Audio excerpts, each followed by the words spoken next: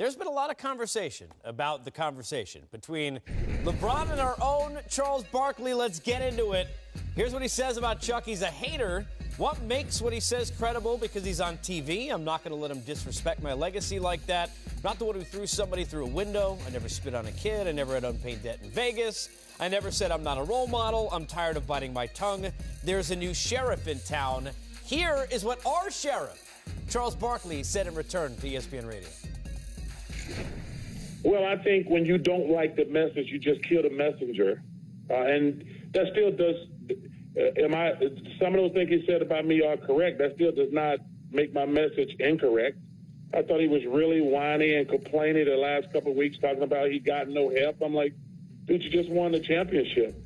And it's the middle of the season, and you're just bashing your teammates. I think that wasn't right. You keep saying, we're not in it, we're not that good. I'm like, dude, y'all are the reigning defending NBA champs. And, I appreciate Christian Thompson actually having the stones to say something, but he's the only one. The rest of them are just so intimidated. I mean, and anybody in that circle, they're so intimidated, but I'm not intimidated at all. I've said the guy is the best player in the world. I've said he's a wonderful guy. I'm not sure how that constitutes hating just because I say he's coming out bashing his teammates every day and he's got Kevin Love and Kyrie Irving, they're defending champions. I thought it was inappropriate and for him to talk about it every single day about how bad his team was. And I think that's a fair criticism. Guys, clearly LeBron is frustrated. We get that. There's a lot of that behind this. Did you agree with what Chuck said about LeBron? No. Well, I'll put it to you this way. They both are right about what they said about each other, a little bit. I don't agree with what Chuck said in terms of them having the best players. Because when you won a championship, and this is where LeBron James is coming from, and this is where I don't think Charles can understand where he's coming from. When you're at the top of the mountain and you've won championships in this league and you're trying to repeat again, when you're trying to repeat, you got to get better. Your team has to add another player. Golden State went out and added Kevin Durant. Okay, you see San Antonio, their younger players have gotten better. What LeBron James is looking at, and key word he said, he talked about the organization being complacent.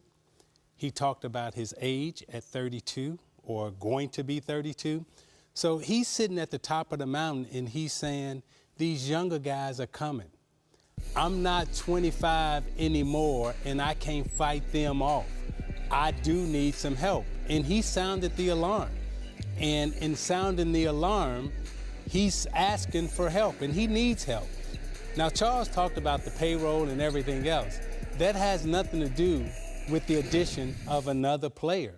They need more players, or they may not make it back to the finals. And again, when you talk about repeating, not just winning one, but when you talk about winning two, you got to get better.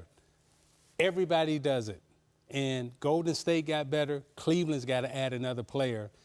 And if they don't, they probably won't win it again. I looked at it as Casey is. I thought Charles Barkley had his opinion.